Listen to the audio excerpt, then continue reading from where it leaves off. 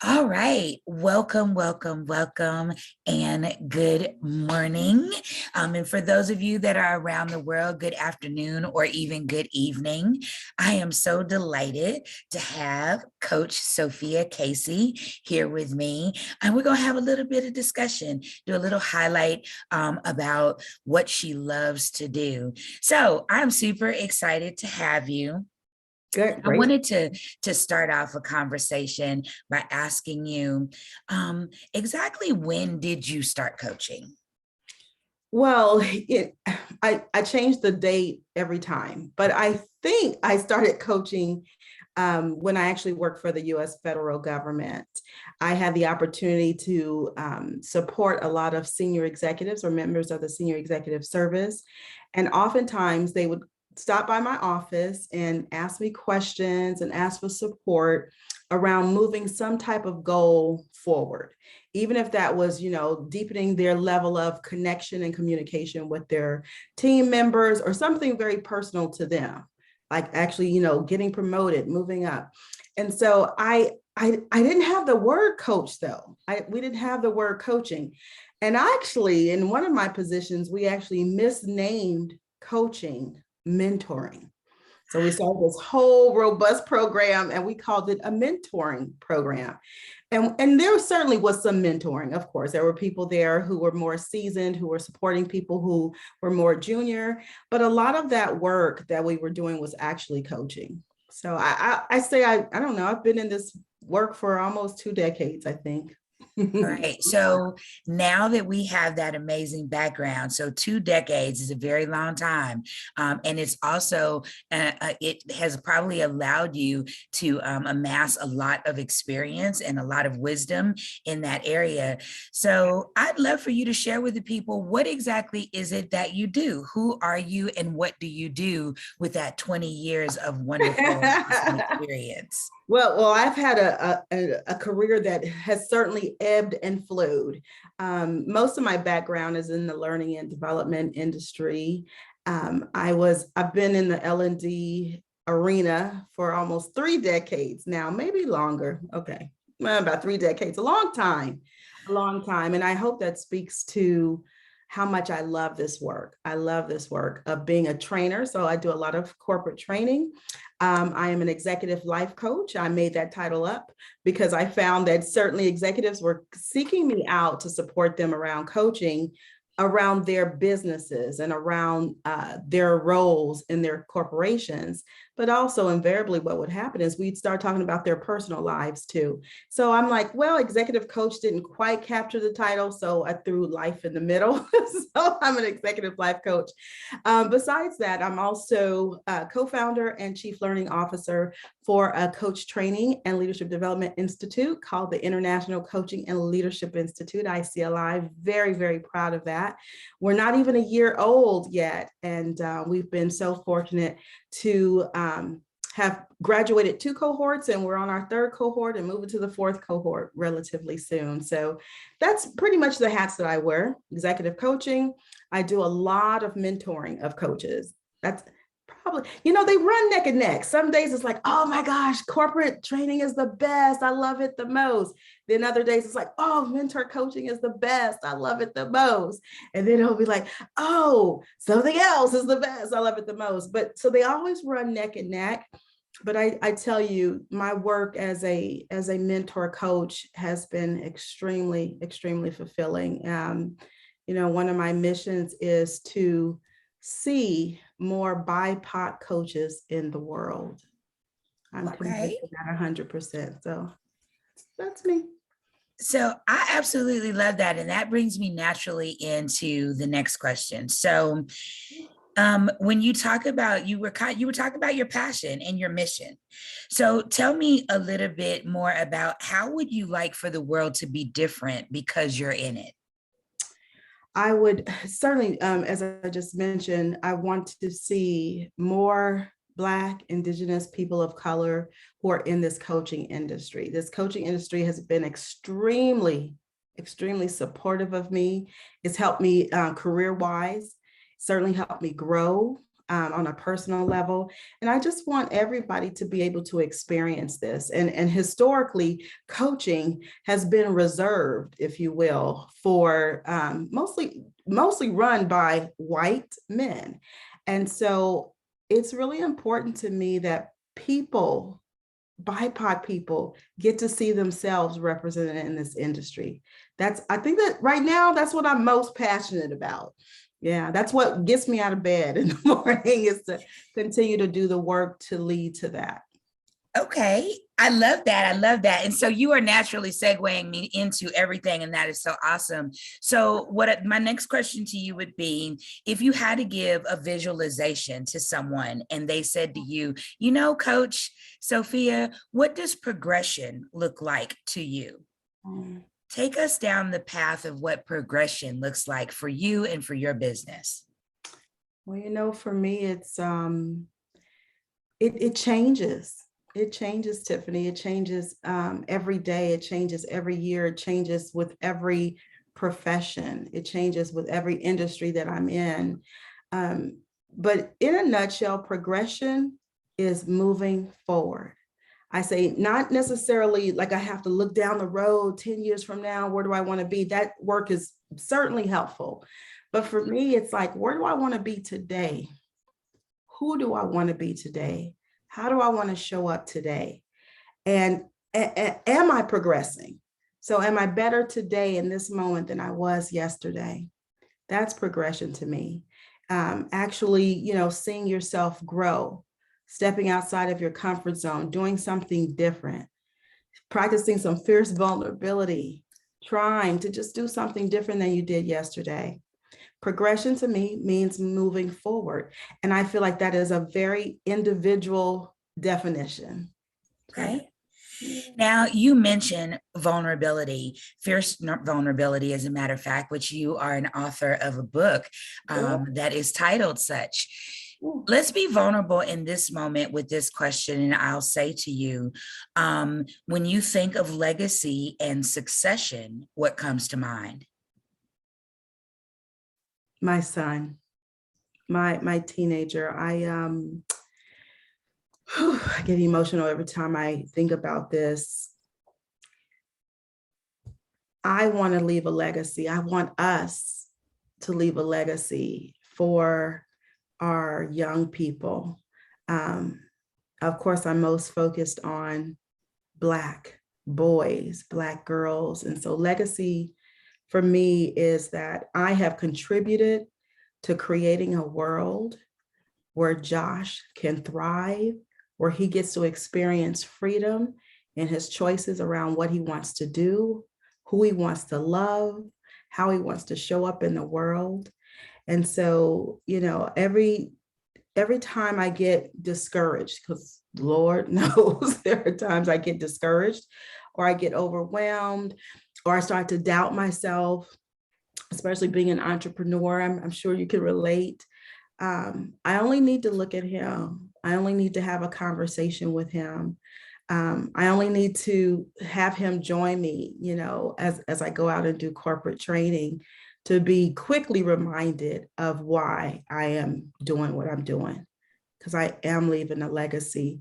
I'll tell you this quick little story. I had the wonderful opportunity to do some corporate training for a large corporation in Georgia. And so Josh is my apprentice. And so he came with me. And so usually what his role is to set up the classroom, get the materials out, maybe even greet, the students or the attendees as they're coming in. But maybe 2/3 through my training program. So I'm up there, I'm training, I'm about to start wrapping up and closing out. I kid you not, my child, my teenager came to the front of the room and took over the class and started asking open-ended questions of the students. It totally caught me off guard. And I just took a deep breath and I just leaned back and I just let him be. To me, like, that captured legacy. I'm like, I've done my job.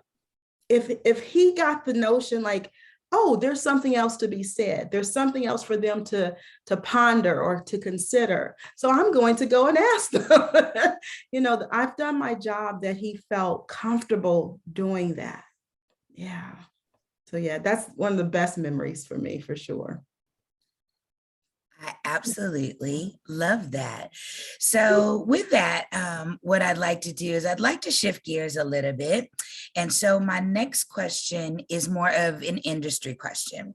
So I'd like to know, let's say I am interested in coaching, whether I want to be a coach or I would like to be coached. I pulled out my Oprah Winfrey bag of questions for this one. And this one is, what questions should I be asking myself if I desire to be a coach or to be coached? What should I be asking myself? What should I be focusing on or pondering? Well, I'm going to take it in the reverse. So if you are pondering being coached, like actually hiring a coach to support you, some things for you to think about is, where am I now?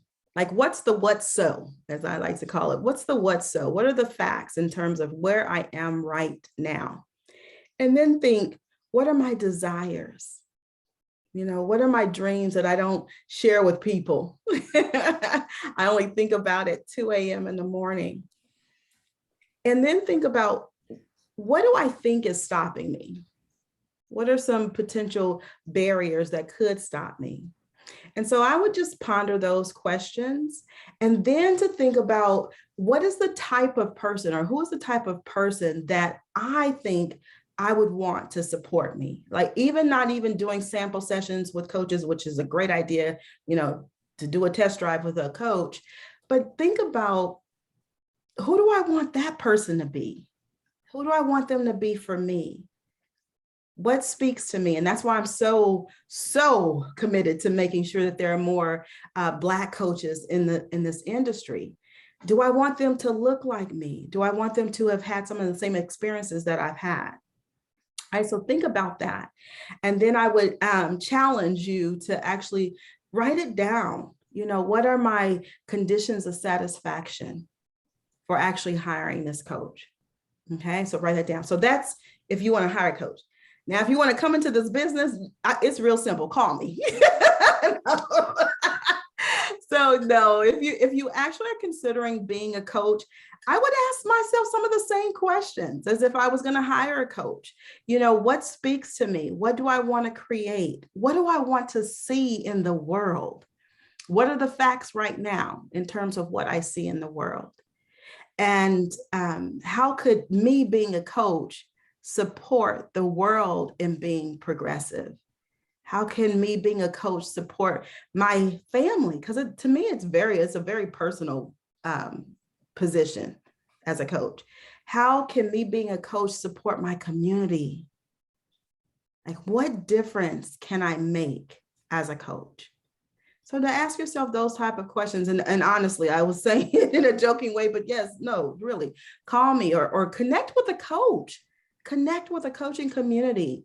Go shadow a coach. See what it is that they do. And then determine, like, do I want to do it that way? Do I like this? What would I change? What would I tweak? And most importantly, who do I need to be? Who do I need to be? Who do I want to be as a coach? Yeah. That is awesome. So that leads me to my last question, and then we'll do some housekeeping on the back end as well.